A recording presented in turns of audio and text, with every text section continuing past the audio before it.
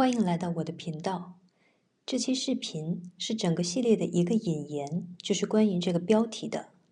换句话说，我想尝试引入一个全新的视角，也就是中国传统的命理学四柱八字，去切入和探讨一些我们习以为常的社会现象，进而解读一些常见的社会结构问题，讨论它们背后的逻辑关系，甚至可能的话，提出一些宏观层面的解决方案。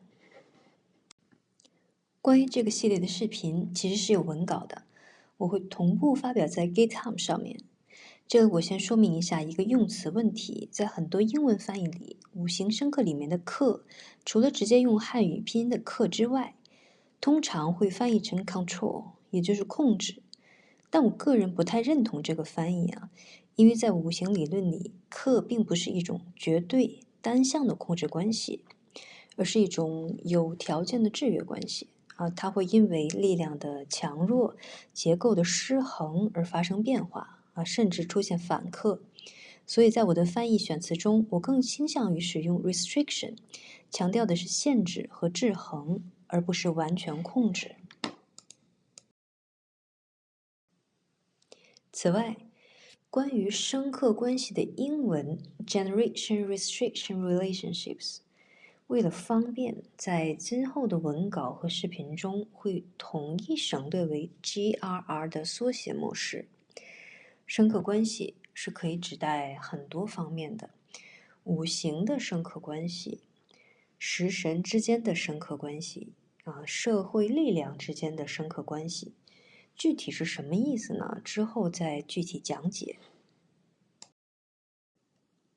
那么有哪些常见的社会问题呢？下面列出了几个比较常见的现象。第一个，政商关系。我们总说官商勾结为什么这个现象在不同的国家、不同的时代都好像持续存在，非常难以根除？这背后是不是反映了权力和资本之间存在着某种必然的结构性的互动关系？第二个，专制与创新。为什么很多权力高度集中的国家或体制，在长期统治之后，它的科技创新能力好像都会衰退呢？权力集中和创新发展之间，是否存在着结构性的冲突？第三个，宗教与经济。为什么我们观察到那些传统价值观或者说宗教信仰过强的社会，在现代化的经济发展上常常显得比较滞后？传统和现代化之间是不是一定存在张力？对于这些问题，每个人都有自己的看法。在这里，我尝试提供一个全新的分析框架，就是四柱八字。我知道大家一听到八字，可能第一反应就是算命的，但它不只是个人命理在我看来，它更是一套模拟个体和社会环境互动的动态模型，特别是其中的核心理论之一，也就是食神生克。我认为这套理论，它不仅仅是基于自然现象的总结，它更多是基于社会现象的。广义来讲，命理学如何探讨一个人的命运呢？最根本的就是基于行星的位置和变化来计算个体命运。那么四柱八字本质上也是一种来记录时间的工具，通过模拟一个人在社会结构中的位置，看这个人能不能得到权力、金钱、名誉等等。那么如何将食神生克的理论结合到社会现象当中呢？我们来看下一页。在个人命理中，官星代表权威、责任、规范，就是代表管制和约束你的力量，比如工作场合中你的老板，公司内部的规章制度准则。财星就是你掌控的资源、金钱。比如说你的银行卡里有多少钱，这个钱就是财星。时商就是代表创造力、表现力，比如说一个人是否擅长表演创作，这个就是由时商来决定的。比劫代表同一个阶层的人，也就是朋友、竞争者。印星代表庇护，象征在生活中获得的帮助、教育，比如说长辈给予的资源和保护就是印星。再比如证书、荣誉称号也是印星。就好比说在德国有了博士学位，某些方面更容易被尊重和优待，所以证书起到了一种庇护的作用。那么我们现在把这个概念投射到社会层面，官星是什么？它就是政府，是权力机关。财星是什么？它就是资本，是资源、企业集团。那时商是什么？就是创新、科技和思想自由。同理，比劫是什么？就是代表普罗大众、群体力量。那么印星代表什么？就是代表传统、文化、宗教。所以，当命理学说财生官的时候，就代表社会层面上，资本具有一种天然的动力，去滋养和支持权力。这就是我们开头提到的政商关系的底层逻辑之一啊！注意，这里是之一，不是全部逻辑，具体的之后再讲。基于这个核心概念，我们就能搭建起这个系列视频的分析框架。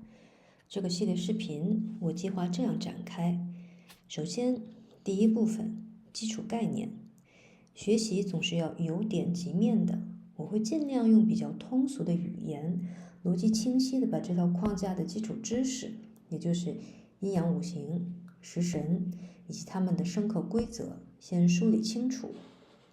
第二部分，社会现象对应，在命理学中，食神的生克关系映射到对应的社会角色当中，进而将生克理论和历史案例结合起来，也就是基于理论和现实的双重角度来阐述一些社会现象，其中的原理是什么。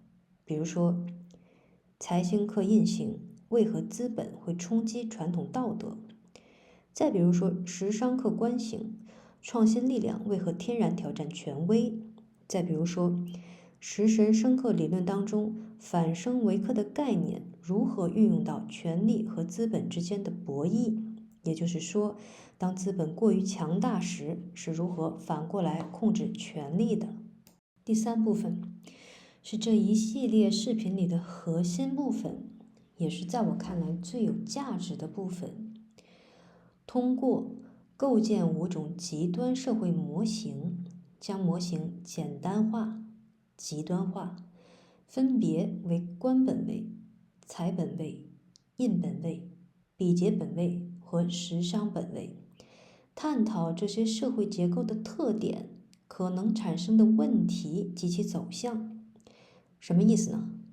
就是说，假设当一个社会只有权力一家独大，我们就将其称为官本位社会，也就是中央集权制。在这种情况下，这个社会的权力运作机制是什么？各阶层的生存策略是什么样的？社会阶层流动机制如何运转？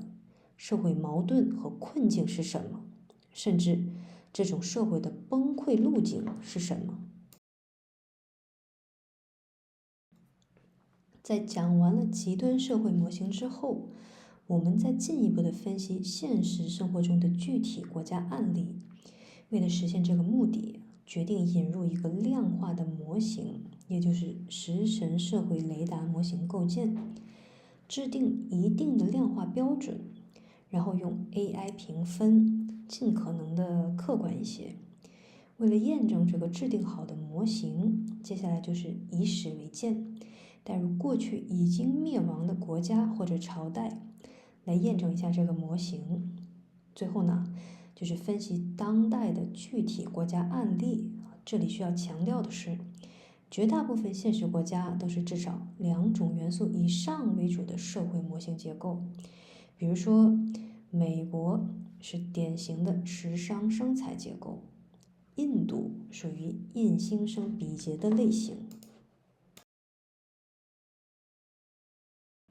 最后第4部分是关于解决方案与未来的探讨，基于深刻理论，如何缓和社会问题、阶层矛盾。比如，官本位的国家，解药真的是引入资本吗？像韩国这样几乎是财本位的国家，现在的困境该如何化解？我们会尝试基于食神生克的原理，去寻找一些平衡与调和的思路。当然，也只是原理层面的思路，现实层面未必具有可实施性，因为既得利益群体一般来说是不太愿意去进行改变的。以上就是这个系列视频的一个总体框架。